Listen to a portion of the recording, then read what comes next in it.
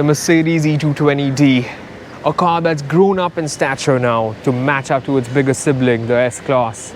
It's a car that you'll sit in the back of and you'll never feel like you're away from home. Luxury enclosed up in such softness. That's what this car is.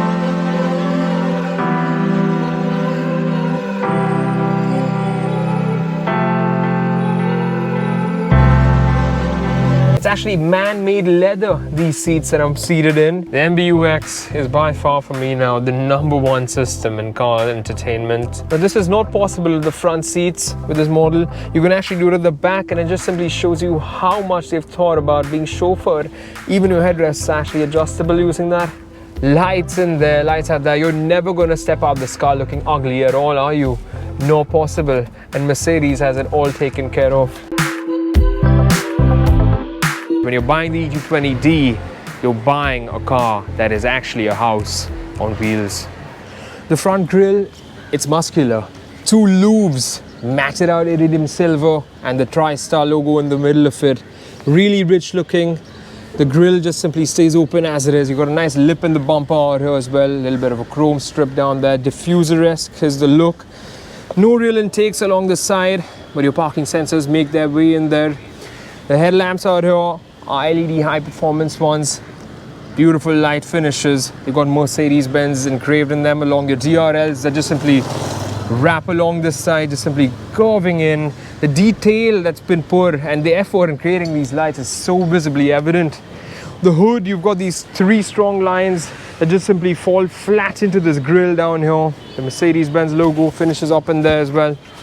It's a long bonnet, and it just simply adds to the appeal of this vehicle. As we now move in to the side out here, what I have here down are 17 inches. Wheels that do tend to look a little bit smaller than the size of this actual car.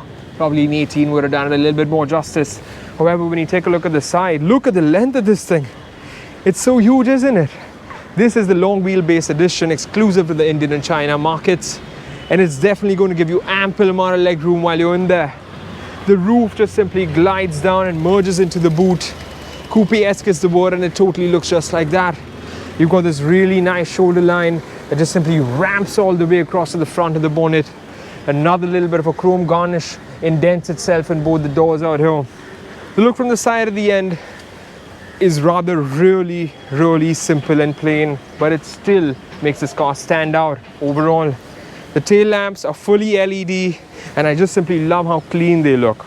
They're pretty similar to the ones that you get in the C-Class and now the S as well, but they're completely spider-esque. That's how I like to term it, because you've got these individual elements of these LEDs that just simply stand out so bright and light it up at night. You got these reflectors down here as well, the parking sensors, a little bit of a chrome finish, and yeah, these cutouts down here are not your exhaust. You've got an exhaust pipe that comes along that side. To open the boot, you simply click it once and it pops open straight. Inside here is a space saver spare wheel, and I'm glad that it's no longer on top out here. However, if you do want more room, you can actually remove this entire kit out of the boot and you'll be good for it. In terms of storage in the boot, you've got a little bit of a hatch here, some netted storage on this side as well. Look entirely from behind is really sleek. That's the entire design language of this car. It's very minimalistic. That's the entire look. To shut the boot, there's no buttons. You just simply dink it down that way and it's shut. Chrome is everywhere on the E220d. You can get the Avant-Garde package, and the Avant-Garde will actually sport it up a little bit more, but overall it's a very clean looking vehicle. Let's simply take a look at what the key looks like now. As you take a look at this, just take a look at the finishing of this thing.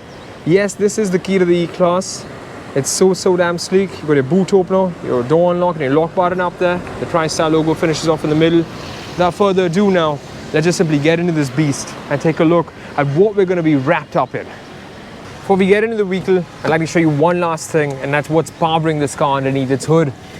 So let's pop this open straight up. Let's get into it. What's in here is something really special, ladies and gents. It's a first of its kind in a Mercedes, an all aluminum 2-liter diesel engine. It's a BS6 variant, produces 194 horses. and a whopping 400 Newton meters of torque. Great diesel power, absolutely. Insulation elements are all around it. Rattle, that's something that doesn't exist with this diesel engine. Levels of refinement are so high, you'll find it to be almost petrol kind. That's the work that's been done here. Glorified completely. And the coolest feature about this is a soft closing feature that comes in this car. The moment you just simply gently gent the door there, it gets pulled in by the motors that are inside. So these doors at the front and the rear, they have this automatic closing feature. Quickly take a look at this door as well. And you just simply dink it in and the door gets sucked in by the car's motors inside it. Look at all of this. I'm in the car at last. My door just simply snuck itself in automatically. The finishing is as good as I'm sitting in this really, really costly yacht. And I feel I'm so comfortably held by these ergonomically sculptured seats. The finishing is so good. It's actually man-made leather, these seats that I'm seated in. I've got this open pore wood finish that runs all across the panel in the front here. My center console as well, that open pore wood continues. You got some storage space right in here, a couple of cup holders, a little bit in there as well, a 12-volt charging socket there. Neat touch. Shut this out of the way, and then the center console and the armrest region, click this and it just simply flips open on either side. An SD card slot makes way there, a couple of USBs in there as well. My glove case opens up pretty deep enough. Look at the storage. I mean, I can actually fit in a 1 liter comfortably inside this. Shut this. Nice little indent with this panel of the wood, and the aluminum graces it so beautifully along the side. My door panels, again, you got that little bit of chunky plastics on top, which are soft to touch. Below it, I see this door bin that can easily fit in a 2 liter bottle comfortably. It would. I've got my Bomester sound system out here. Just look how beautiful this thing looks. I mean, it looks so good even while it's turned off. And that's the finishing of the entire cabin. There are 13 speakers at this out here that produce 590 watts of sound power, along with an amplifier at that. Now my AC vents, look at this, aluminum graces it all around, turn and they simply shut down like that. They bend up and all over the place, so beautifully done up. You can actually operate the flow of air that comes out of them with that. Really, really neat touches in the AC vents out here. Every single bit is so well laid out. I mean, just take a look at the finishing of the dash along this panel out here. It just simply merges seamlessly with the door panel. Everything is such fine leather stitched upholstery. So soft to touch. The buttons as well along the door panel out here are so neatly laid out, and the finishing of each and every one of these buttons is so well crafted. They actually have these ergonomic design everywhere. They've thought about the way you touch it, you have to feel it the way it's made, and that's premium all around. I've got visors that come with vanity mirrors with lights. Nice size mirror, I can see just more than my eyes. Shut that. It simply comes along this side as well as the passenger side. Get that out of the way. Up here I have my reading light buttons, got an SOS call switch as well as another emergency button. If you save a contact, open the sunroof, you just simply press this button once like that, the shade goes back. Click it one more time and you can actually open up the roof. Bring in a lot of light inside the cabin. The panoramic sunroof. Just simply shut it down like that by dinking that button. Bring the shade back. Just simply push it down once again that way, and the shade will come back automatically. So you got aluminum buttons everywhere. The finishing is so good. A little bit of grippy texture on top of it. The menu button. You got your AC controls, the analog clock, glossy panel finish out here. You got your MBUX control system down here. The volume control is this side. You got your drive dynamic selecting option out there. Parking sensors, your parking camera, your auto start stop, as well as the rear shade button that makes its way out here. Nice touchpad. This is just simply the design that flows along all MBUX right now. A little bit of a click wheel out there that helps you control the MBUX screen. The Audio 20 is now 12.3 inches of space of the screen size. Look at how beautifully single glassed out all the way to the driver's panel out here. Beautiful finishing all around. There's a little bit of a bezel that's actually embedded in the glass that separates it. Now the features inside here are really simple to use. The touch, by using the touchpad that's down here, you just simply glide your finger over it. And you can notice that I'm actually running through the menus really quick now. So I just simply get into my dynamic select. I can choose my different drive modes. Got my individual option as well out there. Set up my drive settings. Great animations. You got Eco, Sport, Sport Plus, whatever it is, get out of that. I can actually set up my steering setting if I want some more sportier feedback, put it into that, and it actually highlights these elements on the screen out here. The graphical representation on the screen is what is so pleasing to look at. The light settings, now you're getting 64 different light options of ambient lighting in this car. Get in that, and now actually what multicolor stands for is like 2 zones of lighting. One which is above the trim levels up here in the AC vent panel area with the single strip that's out here, and one for what is down in the footwell region out there. So if I get into multicolor now, you notice ocean blue, or then there's purple sky, red moon, which is a sort of pink for the upper region and blue for the lower region. This one is like a dawn blue, which gives you a little bit of blue shade on top and a yellow finish at the bottom. So you got a color mix as well. You can actually adjust this the way you want it now. The brightness settings for the rear or to the front. Nice haptic feedback by just simply swiping my finger along the touchpad. Got your auto belt adjustment that actually tightens the belt based on your torso, your active brake assist. Now what this means is that actually you would brake the vehicle whenever it's about to collide into something. So you've got an actual option to set it to early assisting, medium, or late, or just simply turn it off. Android Auto and Apple CarPlay as well in this. So let's quickly move into media. And I got my media sources out here. I've got an SD card slot as well. A couple of devices can be connected. My sound, you can clearly see the Burmester creating such phenomenal sound. I've got more details out here the way I want to hear it. Flip into navigation, and you got this completely tremendous, probably the best looking maps that I've seen.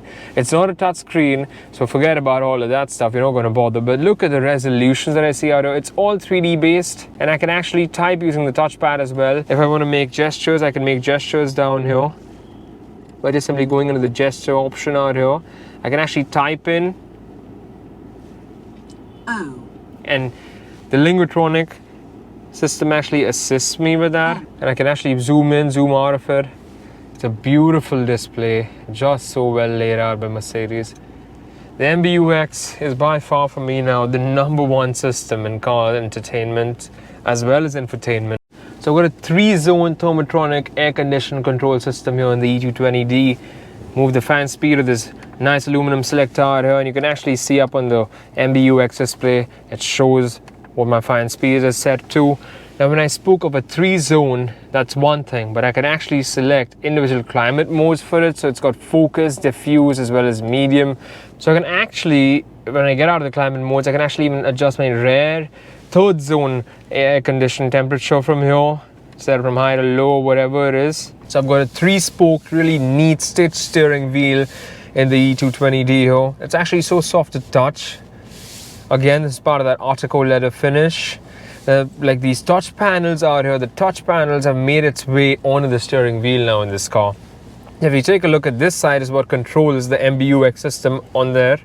So if I just quickly slide around here, you notice I'm actually moving my information that's coming on the MBUX screen using this touchpad and the steering wheel right out here. And on this side of the touch panel, I can use it to actually flip through the driver's instrument display. So this one's solely dedicated to the media functions on the MBUX screen on that side, the Audio 20, the entertainment volume. You got your Linguatronic voice command out there. Nice little round up finish along here, aluminum insert at the bottom. So I've got a 12-inch screen that's right in front of me, or the driver's display. It's so high resolution. I can actually keep changing my modes the way I want to see it. I want to get into classic, and the dials quickly switch up. I got progressive for a more different kind of sportier looking setup. Actually gives you more information on either side. Keep track of any reminders or whatever it is. You can get that done out there. Get in a trip, and it shows me my trip details on that side. I can now actually swipe through this thing, give me my consumption, my eco displays. It's really simple to use. I want my navigation, get into that, a complete overhaul of whatever I want. I could get my media information out here as well, my design And I love doing this. I love switching from classic to sport. Sport is totally yellow up now. Want to flip the RPM meter to the eco display, I can do that. Get more consumption details, I can do that. I can actually see my G-force that the car's generating. This is some high-tech stuff, isn't it? Gear lever on this side, really simple to use. Put your foot on the brake, dink it down, and we're in a drive. Dink it back up all the way, and we're in a reverse. Got a nice camera angle that comes up out here. I can just simply flick into other views. This is a more lengthy view if I wish to see. There's another view longer. There's no 360 camera view though in this one. Got my parking sensors all around here. If I want to move into my different driving modes, I just simply flick that switch out there and can actually see I'm in a sport. And the MBUX. This is such a phenomenally finished glass piece that's just simply laid out here. You can see everything that's happening. If not from here, you just take a good look out there. And I'm in a Sport Plus now. Instantly I can feel the engine making a bit of a sporty note. It actually just prepares itself. Quickly get into Eco. And it's all greened out. Back to comfort we go. So the display that you want to see is your choice out here. So you can have a sporty driving setup or a Sport Plus setup by using even these classic dials out here. I've got my cruise control buttons on this side, got my wiper controls on that side, paddle shifters at the back of it, the start button as well. Just take a look at the finishing around it. It's like you just simply want to touch that all the time. It's like a turbine of an aircraft. That's the design. Light controls, look at the ambient lighting, it just simply stands out. Light controls with fog lamp settings, brightness lights, my parking brake is down here. So this button on the driver's door panel lets you recline the front passenger seat or take it behind or forward as you'd like right from here. Now with so much to talk about in this cabin, I really don't feel like even getting out of the driver's seat, although it's best to be chauffeured in this car. So let's just simply get out of the seat and move into the back and feel what real luxury of being chauffeured around tastes like. Getting into the back seat, I've got my door sills that are actually illuminated with Mercedes-Benz written in them. I mean, just take a look at this. The driver's seat set to my position. I'm 5'10", and there's so much leg room, so much of under thigh support. It's so luxurious. Shutting this door again using that slow closing tech, and it just simply sucks in automatically. I've got my reclining options here to move the seat forward or backward. Just simply press this, and the seat actually comes ahead. So I want to sit upright. For some reason I can just simply do this and move it back, and I'm so comfortable. Just take a look at this level of comfort. It's so good. I've got nice padding up here as well, so if I want to adjust my headrest, I just simply ding this up. Now this is not possible with the front seats with this model. You can actually do it at the back, and it just simply shows you how much they've thought about being chauffeured. Even your headrest is actually adjustable using that. I've got my Burmester speakers out here. The finishing of the open port wood along the side, it's so good. Everything exudes such luxury. The levels are unreal, absolutely. Now look at my finishing. There's aluminum and this grippy little finish on this door lock out here. I've got my window shades that are actually electrically raisable. Flick that switch out there and it makes its way up. Don't need to worry about a thing. I've actually got this other button out here that controls the shade on that side. And now this one up out here, this button actually shuts the shade on top. So you notice what's happening. It's taking the driver's as well as the passenger seat at the rear shade and shuts that closed. Now all these buttons are on the door panel. I've got 4 buttons out here to play with. It's so well laid out. I've got my vanity mirrors out here as well. Click that once and come on, just take a look at this stuff. Lights in there, lights out there. You're never going to step out this car looking ugly at all, are you? No possible. And Mercedes has it all taken care of. In the center console region out here at the back, there's another party piece that's hiding right out here. Drop this down and I've got, what's this out here? You guessed it, a wireless charging pad. Put my phone there and it's begun to charge. I've got another screen out here that just simply controls my infotainment system all around the car. Swipe up to open it, and I've got my vehicle settings, my media. I can actually see whatever's connected from the radio, whatever it is. Quickly move out of that, get into home. The touch response of this is actually really good, and this is the only touch screen in the entire cabin. Get in a vehicle out here, and I can actually adjust my ambient color lighting options, set the brightness or reduce the brightness of it. Yeah, and this is Next creator back seat, luxury, isn't it? You just don't want to get out of it because of all these accessibility features. I can actually decide to bring my sun blinds up or down of the sunroof using this click out here as well. I can actually even adjust my rear AC zone out here. Look at this display, because my fan speed, just simply dink it up and down. I got my temperature settings on this side. The vents are neat. Again, they're rotatable like that. And I got my flowing options. Want to turn them on and off. Couple of nice cup holders out there. Look at the structural finish of this seat. I mean, look at the way they've actually designed it. I've got this airplane storage that comes down here. It's really small, but it's fine. It's all right. It does the job pretty comfortably. The entire armrest region is so good. I mean, a wireless charging pad at the back. What more could I ask for? Get that out of the way. There's a little bit of storage that's underneath out here as well. I've got my USB port out here that aids in charging. The tablet out here is not removable, but it just simply stays put. My Burmester speakers, they look so beautiful while they're even off. That's the level I'm talking about. I've got AC vents that are in the B pillows out here.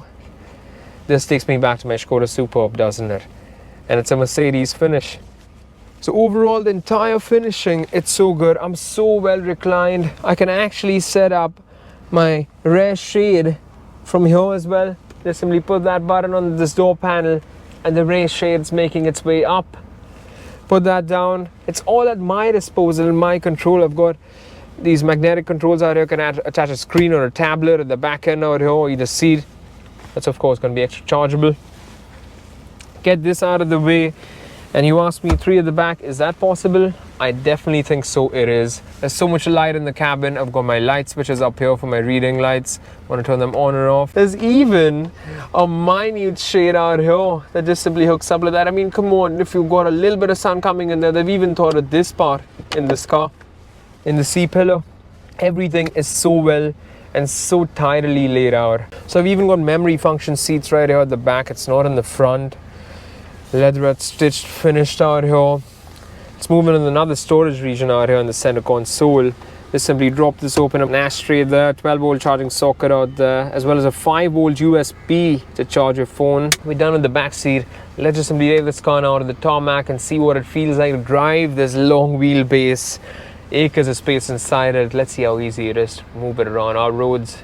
So I'm in the driver's seat of the car now. Just simply going to press this pulsating airplane engine start button and we've powered up. The car's on. My AC controls, everything is so lovely to touch. You just don't want to get your fingers off any button in this car. It's so sleek and intuitive. My seat belt now, it's going to adjust with the systems that are in place. Tightens up according to my upper body and torso. Really neat finishing. Quickly now, I just simply ding the gear lever in a drive. It has a alright turn radius. It's not that short. Got a 9G-tronic gearbox, the automatic transmission. Gear shifting is so smooth you don't realize whenever it's moving through gears. Really, really smooth as ever. We're about to test it now from these narrow spaces. How does it handle? And what kind of visibility do I have for my side mirrors? It's pretty visible. My A pillars are narrow. My B pillars are small as well. The C pillars are good enough. Nothing's blocking my visibility. At the rear end as well, I can see right through it pretty comfortably. Grandeur, people's eyes just simply turn towards the car the moment you hit the road. That's exactly the presence of Mercedes commands, and it gets it. People just simply want to look at your car. You got a nice suspension here, handles bumps pretty smoothly enough. Don't really feel any kind of rumble or tumble inside. I'm sitting stable as I should, and I am. Now the speed breaker out here, gonna test the ground clearance, and it doesn't touch. It's just simply good as ever. Space of the bonnet that it's occupying on the road, I can see every corner pretty comfortably. It's only that, yeah, when you're on the back of it, you're probably not gonna be bothered by any of these things, are you? Enjoying and just simply lathering up in all that luxury. So the agility suspension is in play out here. The car keeps understanding whatever road it's running on, and it actually adjusts according to that. As of now, I'm in a comfort mode, and I'm just going to dink it down with this neat toggle out here, putting it into eco to see exactly what kind of feedback I'm getting, and everything is all directed towards your better mileage, better conservation of fuel, Although it's a diesel now, come on, I don't know why would you even drive it in an eco mode setting, but still, feedback from the steering has become a little bit minimal. There is a little bit of that guzzling sound on the diesel engine, but it's a good sound that comes. Lower it a little bit and instantly you can feel that push even while you're in comfort mode. So it's not necessary that you need to be in sport, and the moment you just simply jerk it up a little bit that way, you feel that 400 Newton meters of torque coming in at play, and you realize that you're getting that boost. You're just simply getting it. So it is moving through tight spaces. Right now we are moving to typical Mumbai traffic conditions, and with bikers all around me and narrow lanes and stuff, speed breakers that are almost as big as walls, some would say, and the car is doing just fine. So city maneuverability in the city is pretty good. So in my dynamic drive selections, I can see I have my individual configuration out here. I can adjust my steering to feel more sporty. From comfort, I'm making it sporty, and it is sportier now. Instantly the steering has weight up. Throttle response is good as usual. It changes gears at around about 3000 rpm. You can notice that. Steering's got good weight around it, makes it really feel planted. At the end of it, yeah, you'd enjoy this car on the highways. Overall, the car is so neatly laid out. You just don't want to stop looking at these screens. I mean, they can distract you, whatever it is, but you're gonna have to keep looking at the road. And yup, it's really handling. Cornering is alright. It's got good feedback. Can't really expect to throw it into some really sharp turns. It's all about that comfort, isn't it? And I can't complain one bit about it. Alright, now we're gonna just simply put it in a Sport Plus. Everything is going red, and the car is just waiting to go. That's exactly the feeling I'm getting right now. It's just rearing. It's telling me to push it as hard as I can, and it'll deliver. So I've also got this regenerative braking. The moment I brake, it sends this kinetic energy to the battery all the way to the red line. 5000 rpm it reaches. It just simply guzzles, doesn't it? It's a good engine. Some may think it's a little bit underpowered or whatever, but there's good torque to back it up, and it's giving you great mileage figures. So what are you going to be worried about? Nothing, isn't it? Yeah, it's got good pulling power. It just simply goes all the way. 0 to 100 flashes just that way. 8 seconds is the time. Throws you back into the seat the moment you accelerate it.